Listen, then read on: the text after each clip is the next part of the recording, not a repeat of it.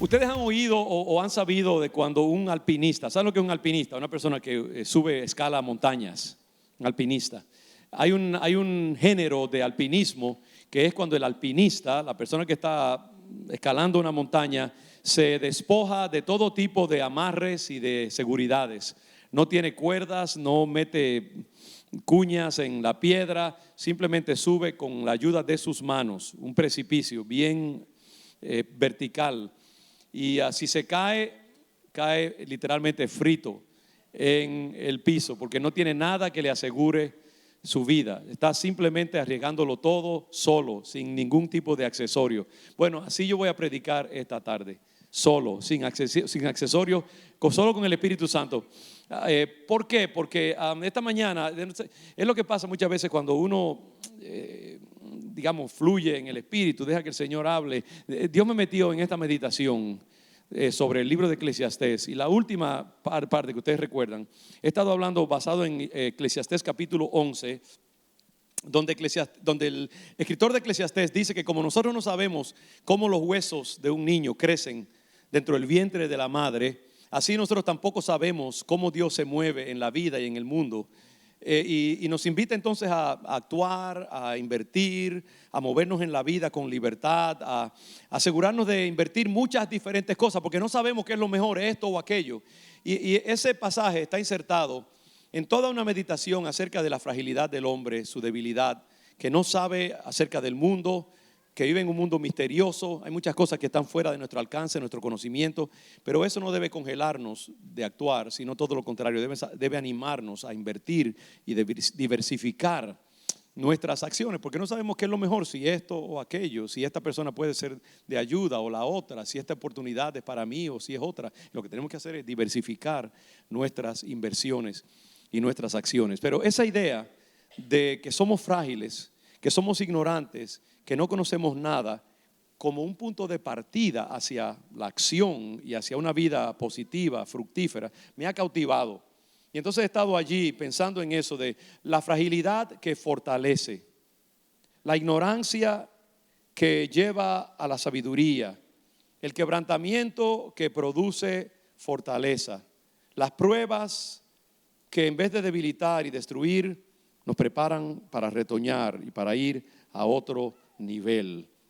Y me he quedado allí. El domingo pasado hablábamos acerca de cómo a Dios le gusta obrar a través de la fragilidad nuestra.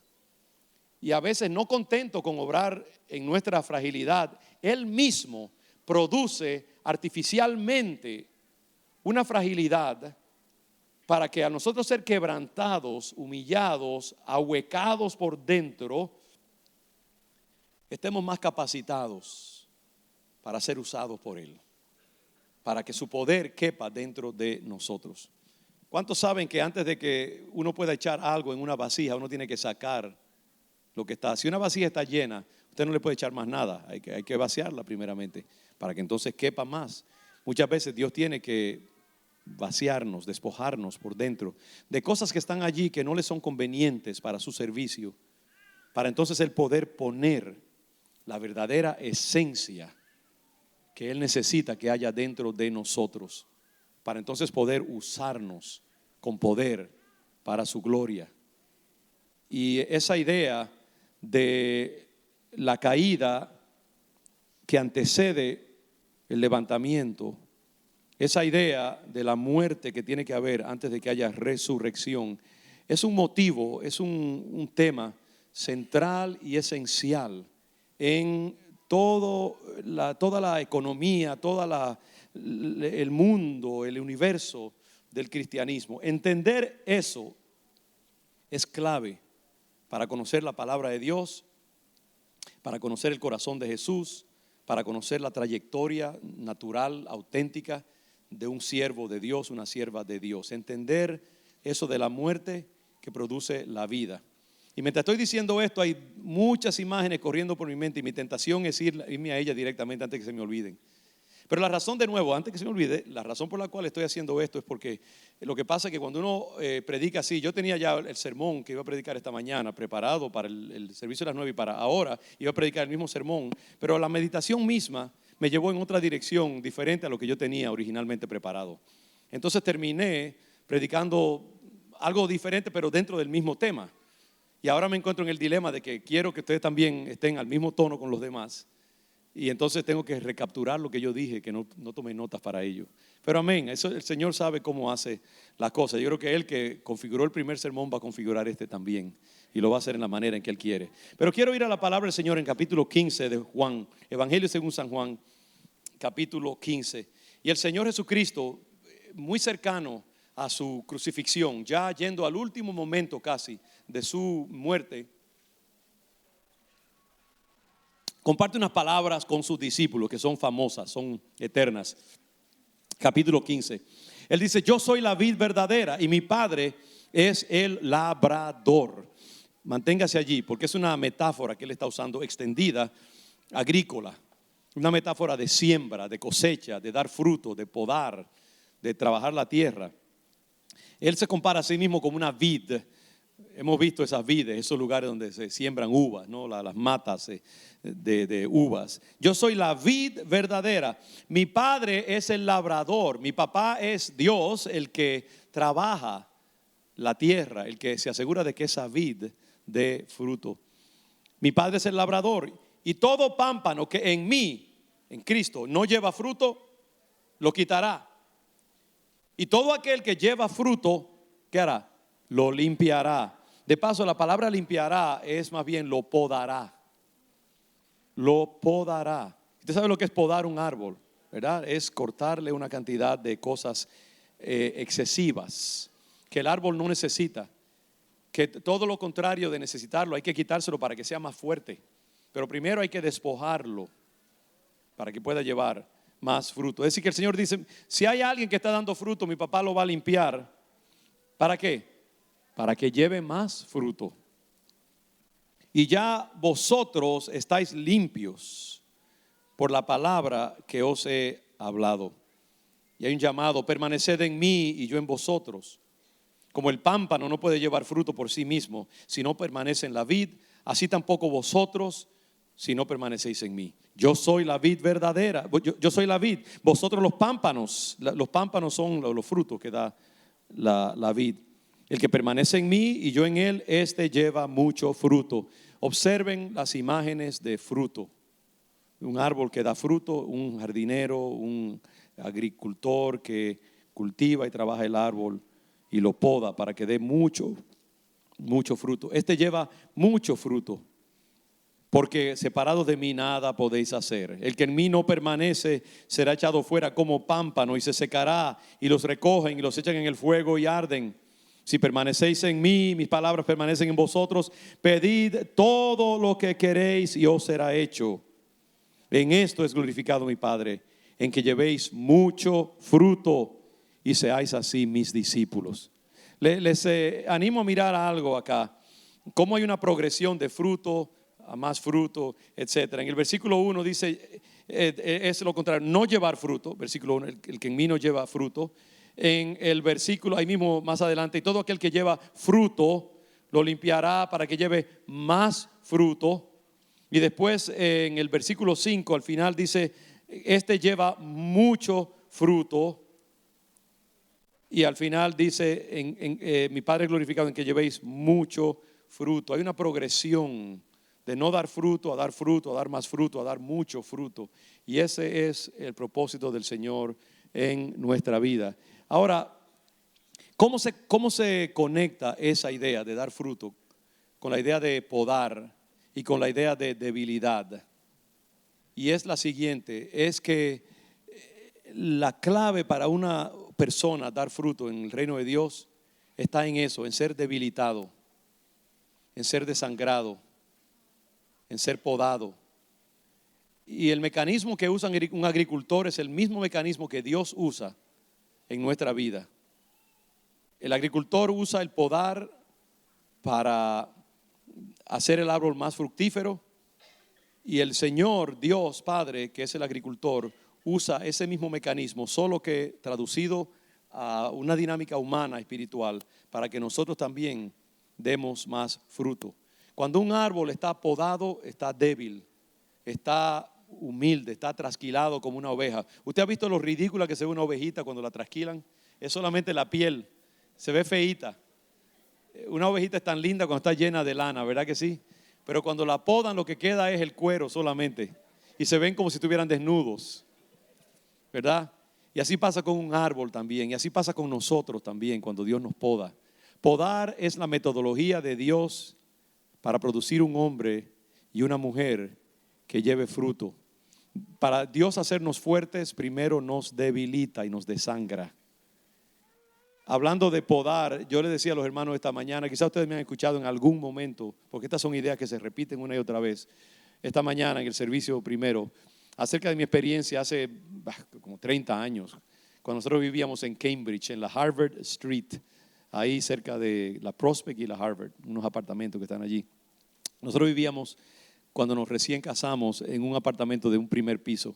Y ese apartamentito fue algo glorioso. El Señor lo proveyó, como siempre ha provisto cosas en nuestra vida.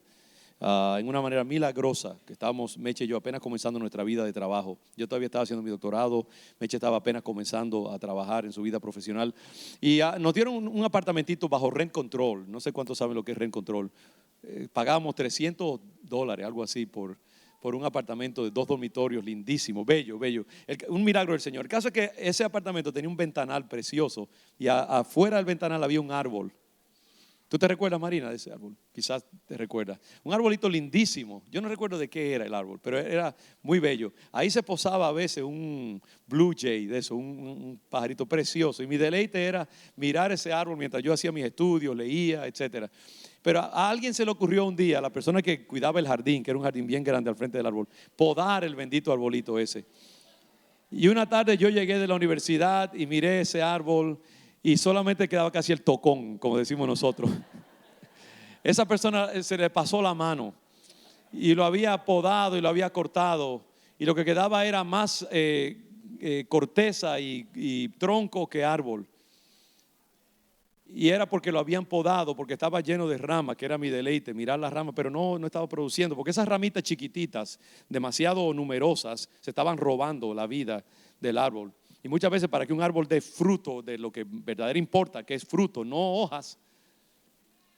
Porque lo que pasa es que cuando un árbol tiene muchas hojas y muchas ramitas chiquititas que se extiende demasiado, la savia del árbol, que es limitada, tiene que irse a todas las ramas para mantenerla. Pero entonces no hay suficiente para que el árbol dé vida, para que dé fruto, que es lo que tiene que hacer. Entonces al árbol se le poda y se le quitan todas esas ramas para concentrar la savia y la vida en menos ramas para que salgan los frutos. Ese es el secreto de podar. Y ese árbol después, con el tiempo, volvió y retoñó y estaba otra vez frondoso y lleno de vida. Y eso es lo que pasa. Por eso es que el Señor usa esa imagen. El propósito de Dios en nuestra vida es que demos fruto. Y para nosotros dar fruto, Él tiene primero que hacer lo mismo.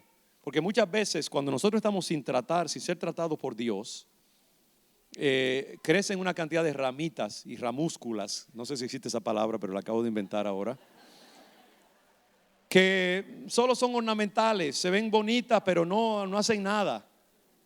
La idea de un árbol es que dé fruto y que esté fuerte. Entonces, así pasa con nosotros también. Muchas veces en nuestra vida, cuando entramos a los caminos del Señor, somos como un árbol que no ha sido tratado, no ha sido trabajado. Estamos llenos de excesos, estamos llenos de accesorios, estamos llenos de cosas que no permiten que demos fruto, que seamos útiles para el Señor. Hay cantidad de defectos en nosotros. Y sabe que aún en el servicio cristiano es así también. Cuando nosotros estamos sirviendo al Señor, Dios periódicamente nos va a decir: ok, ven un ratito que quiero trabajar contigo, ven al taller.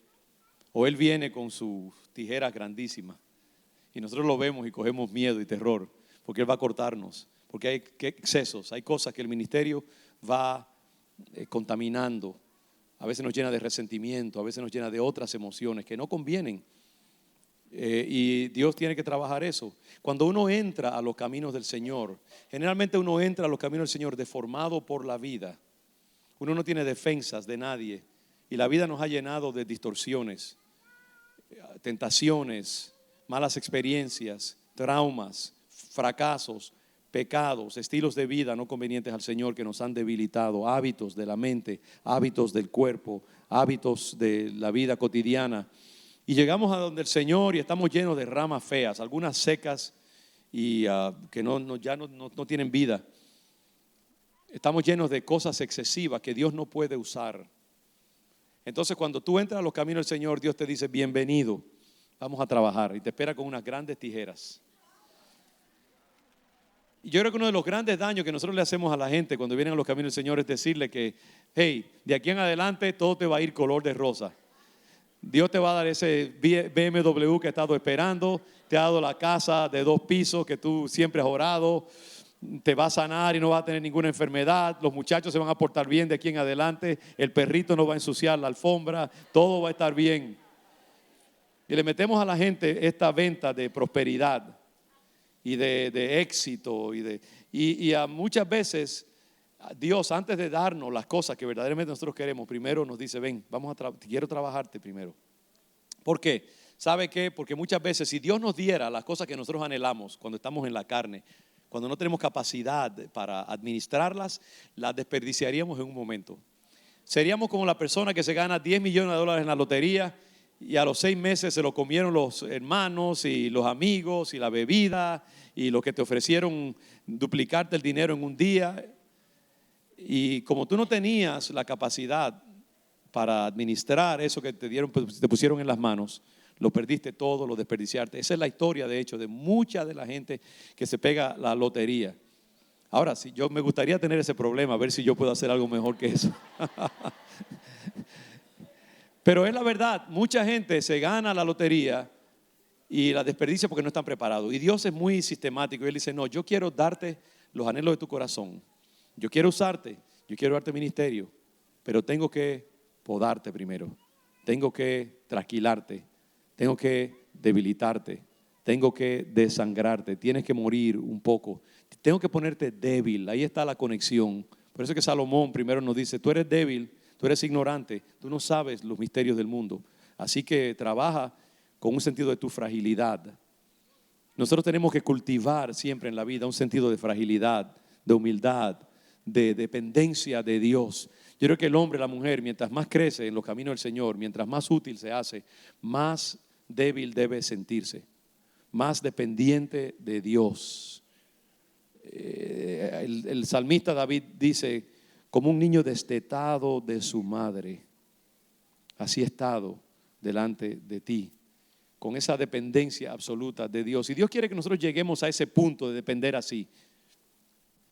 Entonces, cuando nosotros entramos a los caminos del Señor, Él quiere trabajar en nosotros y debilitarnos primero antes de fortalecernos.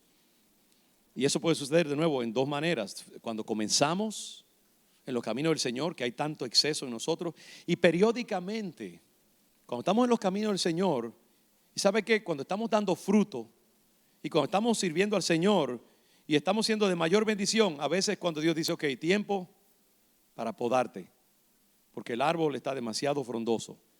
Y yo te voy a sacar ahora de comisión para que lleves más fruto. Porque eso es lo que dice el Señor, ¿no? Al que lleva fruto, lo podará, lo limpiará para que lleve más fruto. Y originalmente yo quería hablar esta mañana cuando comencé a las 9 acerca de la experiencia del apóstol Pedro, y voy a huir de eso porque si no me voy a meter a hablar de él y eso no quiero mantenerme al día con ustedes y con el grupo de las 9 también, y voy a hablar acerca de Pedro porque esta es una buena meditación. No estamos deprisa, yo no estoy apresurado por salir de Eclesiastés, ¿verdad? No, Marta, estamos bien, vamos a descansar, vamos a disfrutar del viaje, vamos a tomarnos un cafecito ahí en el viaje y vamos a disfrutar de él. Entonces, porque Dios, hay muchas experiencias. Y yo les hablaba a ustedes el domingo pasado acerca de Pablo, creo que fue con ustedes que hablé, ¿no? De que el Señor le mandó un aguijón artificialmente. Vamos a hablar acerca de los aguijones que Dios envía a veces. No que los permite, Él los envía para ecualizarnos, balancearnos, bregar con nuestras debilidades incipientes.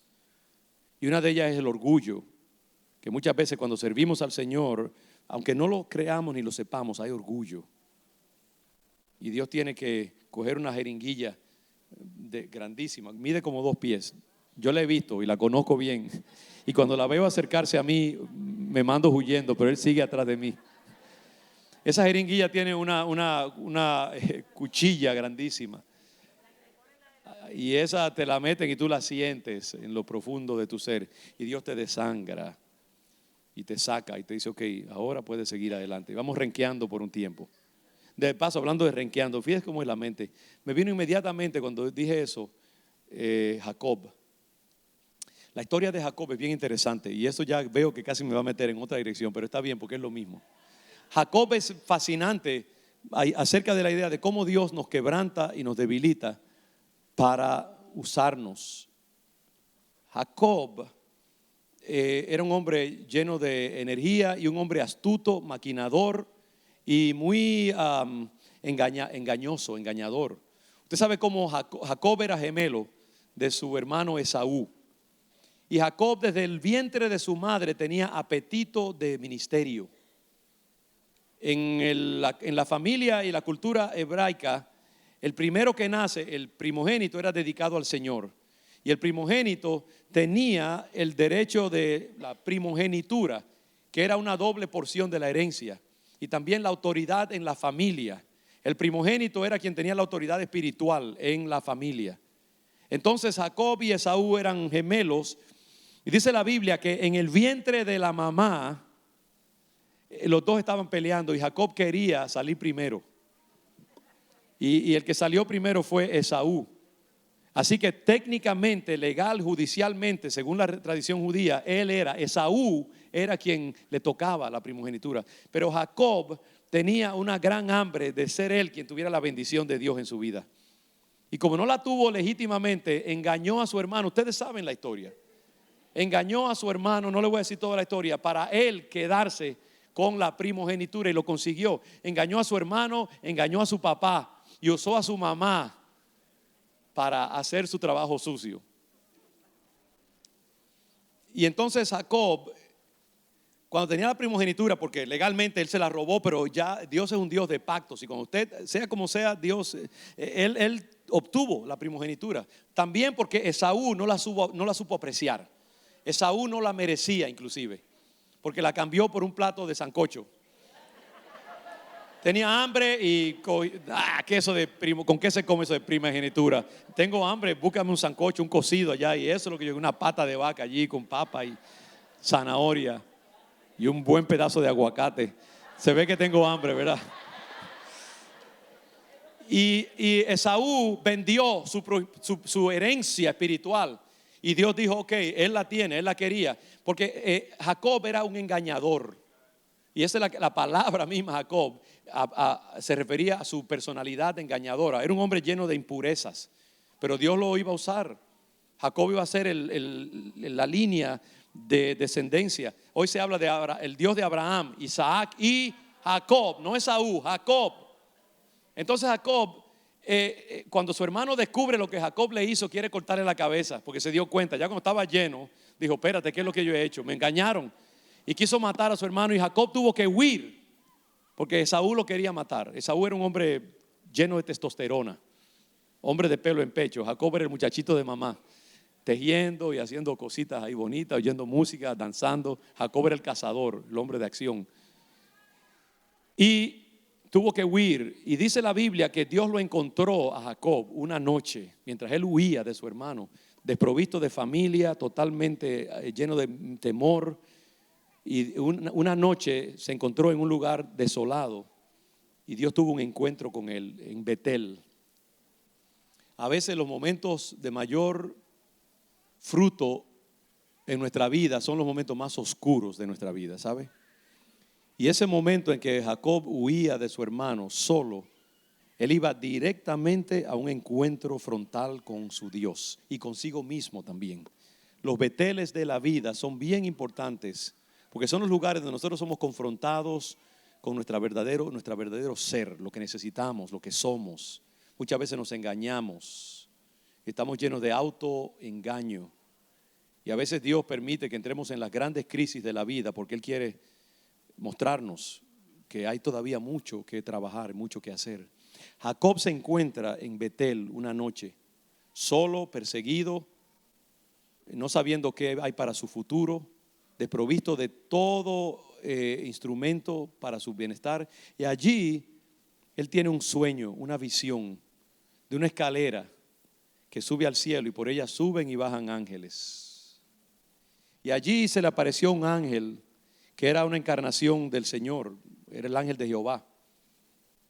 Y dice la Biblia que Jacob, como era un hombre así fuerte en la carne, era un hombre de gran valor también y de gran constitución emocional, se aferró al ángel porque él dijo, este es mío y yo quiero que me bendiga.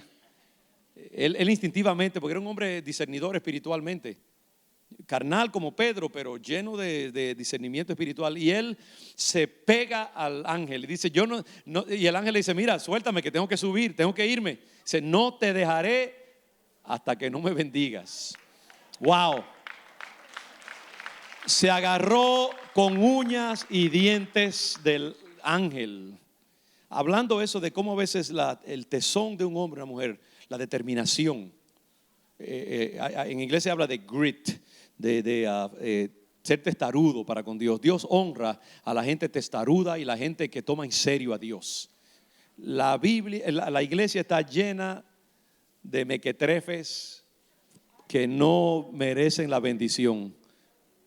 Y hay mucha gente que tiene oportunidad de hacer grandes cosas para Dios, pero se ponen a pensar, estoy demasiado cansado, no he dormido lo suficiente, trabajo demasiado, eso de venir a la iglesia, eso de buscar de Dios, eso de meterme en una clase de discipulado, eso de leer la Biblia, eso de sacar tiempo para orar antes de salir de mi casa. Eso es para los atletas de la iglesia, no para mí. Y perdemos la bendición, perdemos la oportunidad. La Biblia está llena de gente que fue bendecida porque fueron testarudas con Dios. A Dios le encanta una persona que cree lo suficientemente en Él como para molestarlo, para obligarlo a soltar la bendición. ¿Sabe que a Dios le gusta a veces que lo obliguemos a soltar la bendición?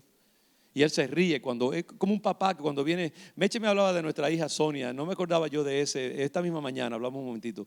Una vez que a Sonia dice que, yo no me acordaba de eso, pero me dice, Meche, para que usted vea lo descuidados que son los hombres, las mujeres se acuerdan de eso. A nuestra hija Sonia le encantaban las naranjas. Y tenía una fascinación cuando tenía, ¿qué edad tenía Sonia cuando eso más o menos? Como 7 meses, oiga eso.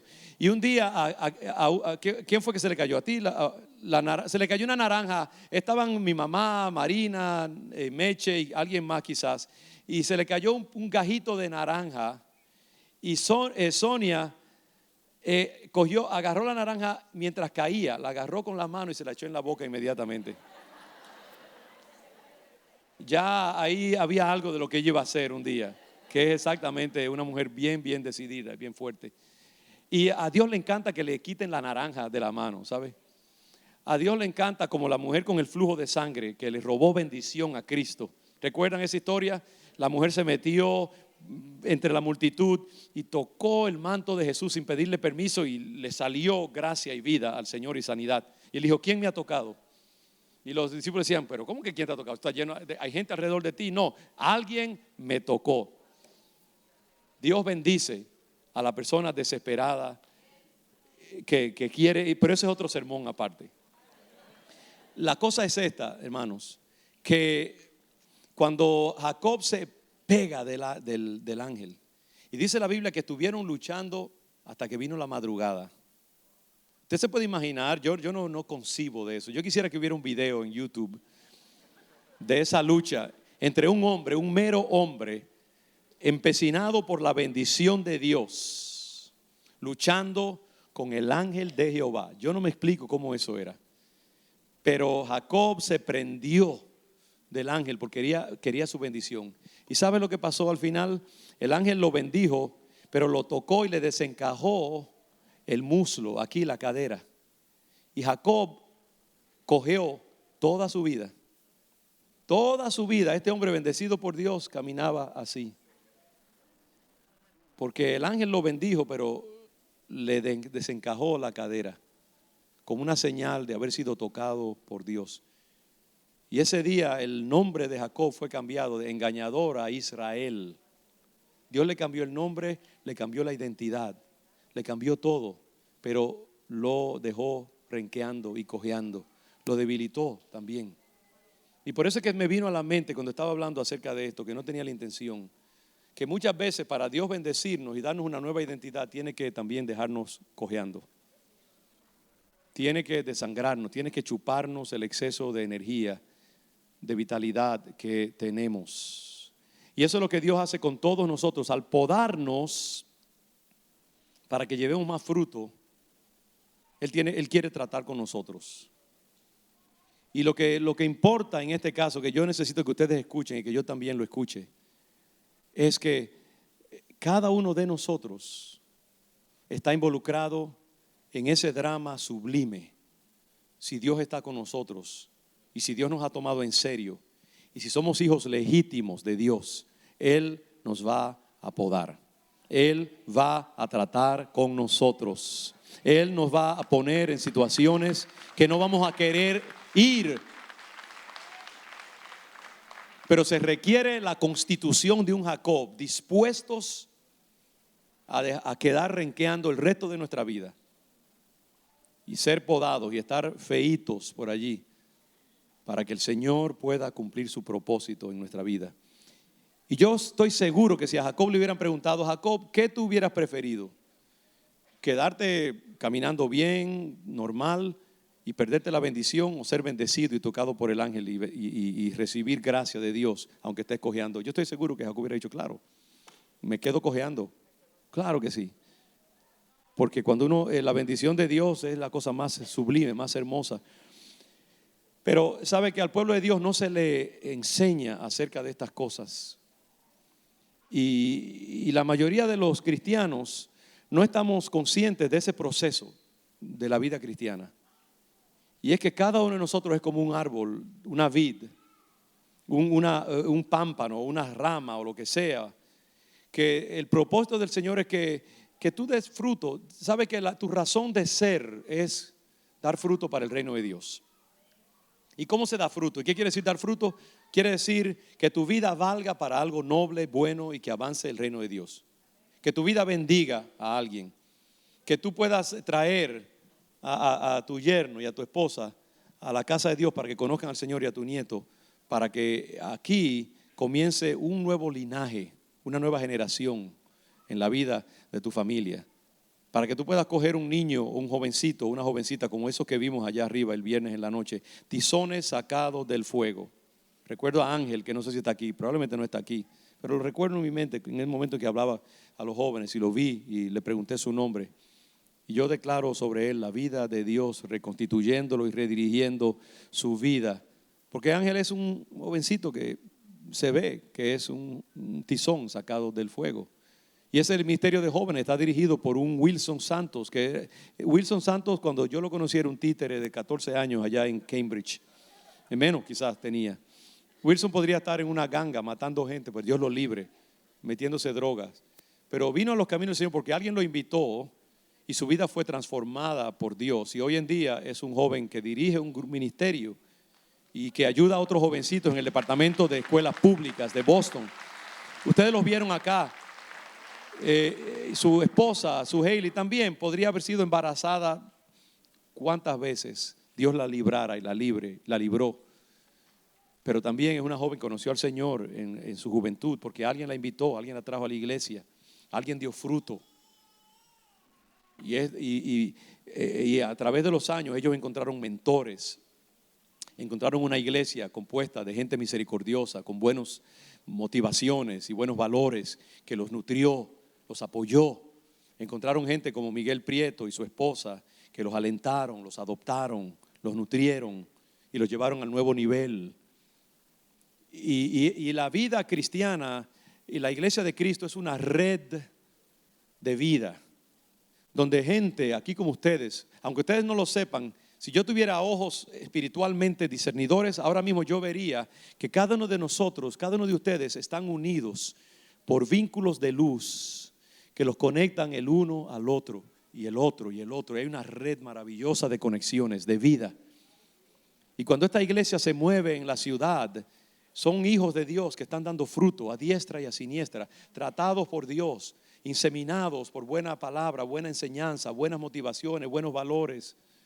Y cuando ustedes salen de aquí, ustedes están unidos. Aunque uno esté en Jamaica Plain y otro esté en Dorchester, uno esté por Peabody y otro esté en Rhode Island, ese vínculo se estira. Y es un vínculo de vida y ustedes están dando fruto. Esta iglesia da frutos en tantas diferentes maneras. Dentro de un ratito habrá gente vendiendo pastelitos. De hecho, algún anuncio aquí, ahora aprovecho que me dijeron. Y ese dinero se usa para apoyar una misión en Honduras, un hospital para indios allá en una de las tribus de Honduras. O se usa para Manos de Misericordia un domingo. Otro domingo se usa para una grabación que tiene que hacer el grupo de adoración. Otro domingo para Lazos de Amor en República Dominicana. Otro domingo para el Ministerio de la Calle. Ayer había 100, como les decía, más de 100 hombres y mujeres de la calle disfrutando de un desayuno. Hermanos, lo que quiero decir que esa es la vida de Dios, ese es el dar fruto. Una iglesia como esta da fruto en mil maneras. Gente crucificada, gente que está siendo tratada por Dios, gente que ha entrado en la economía del reino de Dios y que están compartiendo la palabra de Cristo. Padres que están compartiendo su amor al Señor con su hija. Y esa hija un día será una anciana de la iglesia, una mentora para otras niñas, otras mujeres.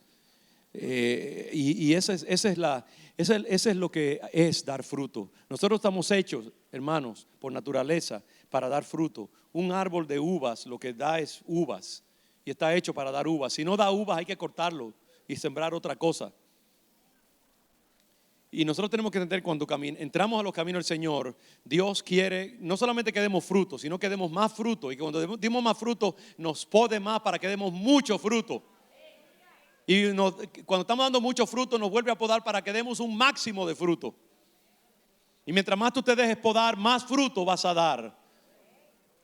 Y Jacob tuvo que entender eso y por eso fue quebrantado. Su cuerpo literalmente fue crucificado. Pero de Jacob salió una gran bendición. Dios cambió su naturaleza. Dios lo hizo un hombre sencillo, un hombre manso. Y hay la historia de la reconciliación de Jacob y Esaú es uno de los momentos más lindos de la Escritura. Cuando Jacob le pide perdón a su hermano Esaú y se reconcilia con su hermano, porque ya es un hombre diferente. Y después la historia de Jacob es larguísima. Lea cuando Jacob bendice a sus hijos, ya un anciano, listo para morir. Y Dios le da palabras proféticas para cada uno de sus hijos, porque ha sido trabajado, ha sido tratado. Las 12 tribus de Israel descienden de Jacob. Imagínense si este hombre tenía que ser preparado para una obra tan increíble como ser el patriarca, el ancestro de toda la nación de Israel, directamente descendiendo de Abraham. Y para llegar a esa altura hay que ser crucificado, hay que ser podado, hay que ser depurado por el Señor. Si tú quieres trabajo en el reino de Dios, si tú quieres producto en el reino de Dios, oh mi hermano, mi hermana, con temor y temblor, iba a decir, pídele a Dios que te pode, pero si no tienes la fuerza para pedirle a Dios que te pode, déjate podar, aunque sea. ¿Y qué es podar? ¿Qué es pulir? Cuando Dios te pone a través de experiencias difíciles, cuando Dios te prueba. ¿Y sabe dónde Dios nos prueba? Muchas veces en el desierto. Dios nos lleva al desierto. Y hay desiertos que son desiertos virtuales y hay desiertos que son desiertos de verdad. Nosotros estuvimos en el desierto de Jordán y hay muchos desiertos en Israel. Y cuando uno viaja por el desierto, por ejemplo, en el área del Mar Muerto, ahí es piedra, un arbusto aquí, allí, sequito, mayormente polvo, montañas grandes, rocas vivas. Y a veces Dios nos lleva allí. Llevó allí a Jesús antes de comenzar su ministerio, lo llevó al desierto para tener una confrontación directa con el mismo Satanás. Y voy a hablar un poquito después, en la semana que viene, acerca del rol de Satanás en preparar a los hijos de Dios. El caso es que esas experiencias desagradables por las cuales pasamos en la vida es la mano de Dios trabajando en ti, llevándote a Betel, haciéndote sentir solo, desamparado, desesperado, mirando un abismo muy grande que se extiende enfrente de ti, y tú te preguntas, ¿cómo voy yo a llegar al otro lado? Y tú no tienes ningún recurso, ninguna solución, excepto echarte a los brazos del Señor. Y la Biblia dice, pues a sus ángeles mandará acerca de ti que te guarden en todos tus caminos. Mandará a sus ángeles y en sus manos te llevarán para que tu pie no tropiece en piedra. Si tú estás mirando un abismo ahora mismo y hay un lado allá donde Dios te quiere llevar y tú no sabes cómo vas a pasar de aquí a allá, Él va a mandar sus ángeles para que te tomen en sus manos y te lleven al otro lado. Pero a veces Dios te tiene que llevar al borde del abismo y tú no sabes, en realidad nada te garantiza de que Dios te va a tender un puente o te va a mandar un ángel que te lleve al otro lado. Tú tienes que creer eso. Pero Dios permite muchas veces que nosotros pasemos por experiencias duras y difíciles en nuestra vida. Y esa es la mayor indicación de la gracia, el amor y el propósito de Dios en nuestra vida. Y muchos hermanos, como yo digo, no están alertas a esa experiencia importante de la vida cristiana. El poder de Dios. El Dios que usa las circunstancias de la vida para debilitarnos, para desencajarnos la cadera, para que llevemos la marca de la crucifixión el resto de nuestra vida y Dios pueda entonces usarnos, porque Dios tiene que, la controversia más grande que Dios tiene con el hombre es el orgullo, la autosuficiencia. Dios no puede trabajar con un hombre o una mujer orgullosa. Por eso Pablo, con toda la bendición que Dios le dio, todo el conocimiento, todas las visiones, toda la unción, su gran llamado ministerial, Dios dijo, para que no te enorgullezcas, te voy a mandar un azote con el cual tengas que bregar toda tu vida y no te lo voy a quitar, para que te recuerdes siempre de que tú dependes de mi gracia y tengas misericordia de los demás también. Entonces recuerda eso siempre, que en tu vida no hay accidentes. En tu vida no hay cosas que pasan sin sentido, por inercia, porque de alguna manera como que Dios está en otra galaxia atendiendo un problema allá de algún asteroide y no tiene tiempo para atenderte a ti. Dios está conectado contigo 24 horas al día y Él está monitoreando cada evento en tu vida. Y la computadora de Dios es una computadora que está vibrando más que una computadora quantum, a velocidades que tú ni siquiera te puedes imaginar, y que está a tono con cada vibración de cada célula y cada átomo de tu ser. Y Dios sabe exactamente lo que está pasando por tu mente. Dios conoce cada circunstancia. Dios sabe cada momento, cada fracaso, cada prueba, cada dificultad, cada temor, cada angustia, cada pesadilla, cada dolor, cada amenaza. Y Dios, la computadora del Señor está siempre midiendo tu estado, ecualizándolo, balanceándolo, llevándolo a donde Él lo quiere llevar. En tu vida no hay coincidencias, en tu vida no hay omisiones, en tu vida no hay descuidos. Todo lo que pasa en tu vida, la obra de Dios está involucrada. Y tú tienes que reconocer eso. Y parte del avance en la vida cristiana es reconocer que Dios está trabajando en nosotros y aprender qué es lo que Dios está haciendo.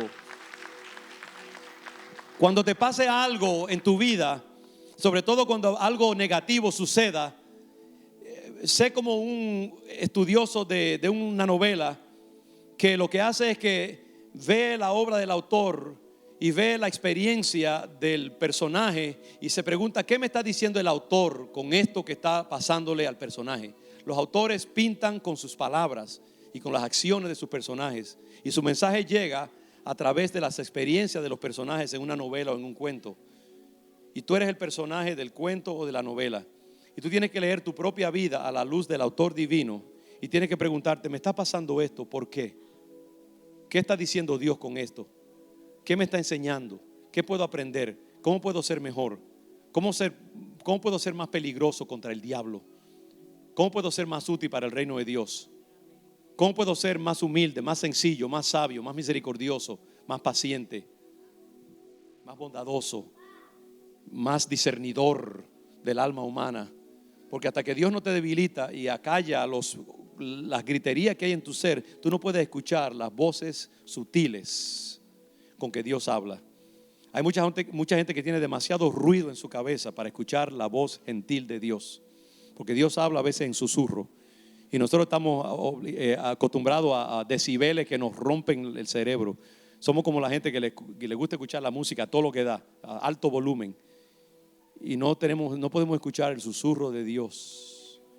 Y muchas veces Dios tiene que acallar todas las voces locas, demoníacas que están en nosotros e irlas apagando una a una hasta que solamente quede esa voz que puede discernir los movimientos sutiles de lo divino en la vida de uno o en la vida de otros. Solo la persona que ha sido quebrada, desangrada, mutilada por Dios puede escuchar las comunicaciones sutiles del reino. Y a veces para Dios hacernos útiles en la consejería, en el trabajo, en el cuidado pastoral, tiene que desangrarnos, humillarnos, desencajarnos la cadera, podarnos, trabajarnos. Y si tú quieres ser usado por Dios, tienes que pasar por ese proceso. Termino con esta idea, hermano, por favor, escúchenme porque no puedo dejarla a un lado. Esta idea es tan importante como la primera. Dios, sin embargo, no solamente quiere usarte, porque Dios no es un Dios que simplemente usa a la gente. Dios quiere también que tú encuentres paz para tu alma y que tú disfrutes de la vida y que tú aproveches tu vida. Y también para eso Él tiene que disciplinarte y trabajar en ti. Dios quiere que tú encuentres descanso para tu alma. ¿Sabe de dónde yo saco eso? De las palabras de Jesús. Llevad mi yugo sobre vosotros, porque mi yugo es fácil y ligera mi carga, y hallaréis descanso para vuestras almas. ¿Cuál es el yugo? ¿Cuál es el yugo de Dios? Ustedes han visto un yugo cuando un buey se le mete un yugo, se le pone un yugo en la cabeza. Es un pedazo de madera bien pesado, bien pesado. Y a veces un buey se une a otro buey. Un buey manso y trabajado y tratado se une a un buey fuerte y lleno de vida y de fuerza. Y cuando el buey jovencito quiere irse rápido, el buey grueso, grande, lo agarra y lo aguanta. El caso es que un yugo cansa. Un yugo más bien imposibilita el movimiento. Pero sabe, Cristo dice, lleva mi yugo sobre tu vida. Y en vez de debilitarte, te vas a hacer más fuerte. Llevad mi yugo sobre vosotros y hallaréis descanso para vuestras almas. ¿Cuál es el yugo de Dios? La disciplina de Dios, el trato de Dios, el peso de Dios sobre nosotros que nos hace cojear. Jacob caminaba mucho más lentamente después de cojear que antes de que Dios lo debilitara. Pero paradójicamente podía caminar más rápido en el reino del Espíritu y podía disfrutar más de su vida. ¿Por qué estar huyendo toda su vida? ¿Por qué estar solo cuando tenía una gran familia? ¿Por qué estar siendo engañado por su suegro como le pasó a Labán por mucho tiempo? Lo engañaron continuamente, porque el que engaña es engañado también. ¿Cómo podemos nosotros encontrar descanso para nuestras almas? De la misma manera, siendo podados por Dios. Cuando un hombre, una mujer es podada y debilitada por Dios, haya descanso para su alma. Y yo le pido al Señor, Señor, yo quiero hallar descanso para mi alma. Y tú también quieres encontrar descanso para tu alma. Y tienes que pedirle al Señor, desángrame, Padre, desángrame, para que entonces yo pueda caminar livianamente. Sácame las neurosis, sácame los defectos de carácter, sácame el exceso de energía, el exceso de testosterona, o el exceso de, ¿cómo se llama la hormona de la mujer? Estrógeno. Hay mujeres que tienen demasiado estrógeno. Es más, hay mujeres que tienen demasiado testosterona también.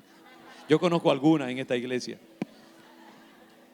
Y Señor, chúpame todo eso. Ven con tu jeringuilla de 2 pies de largo y saca todo lo que no sea tuyo. Me va a doler, pero sácalo, porque yo quiero tener paz.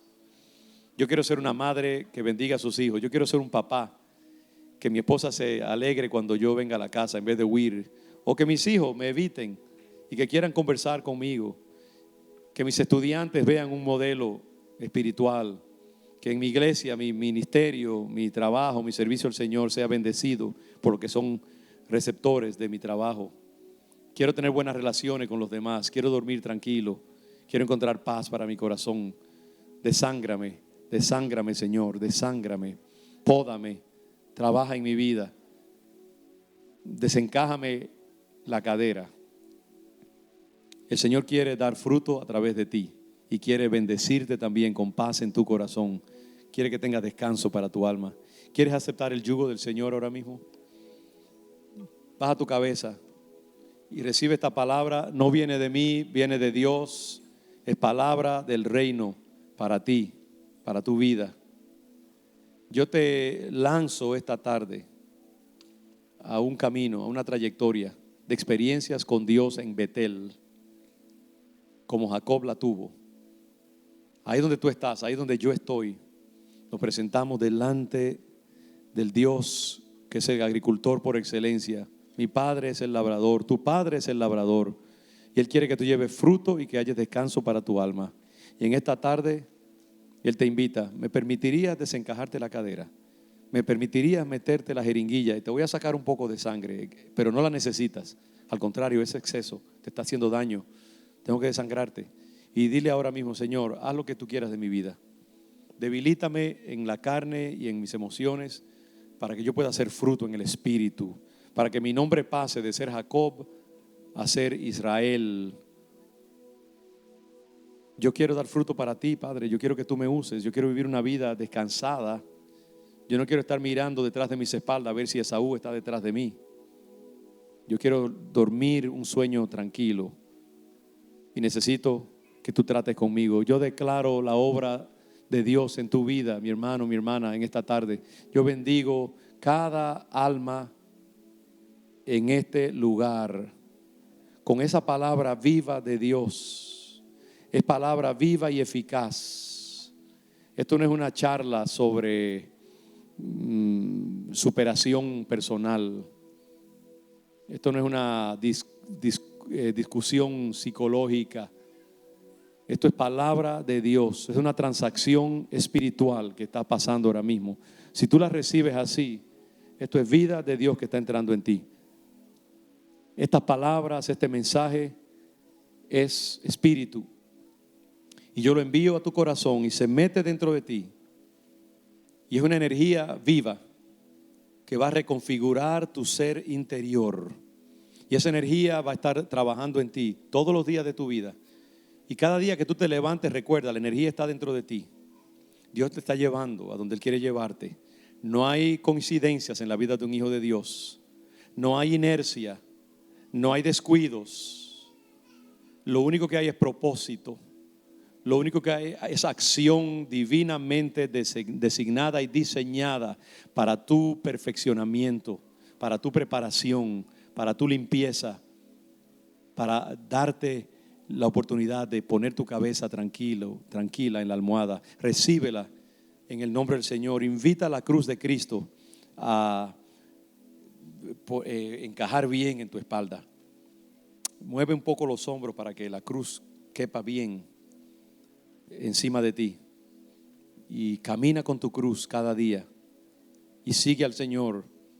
Y no será solamente cruz. Lo bello del Evangelio es que también gozo, es disfrute, tiempos sublimes, tiempo de carcajada, es tiempo de celebración, es tiempo de caminar livianamente, es tiempo de momentos de conversación con tus hijos y tus hijas que no hubieras tenido si la cruz no se hubiera posado sobre ti.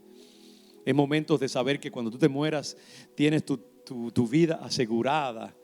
Es momentos de triunfo, sabiendo que este mundo ya no tiene poder sobre ti. Tú tienes poder sobre el mundo.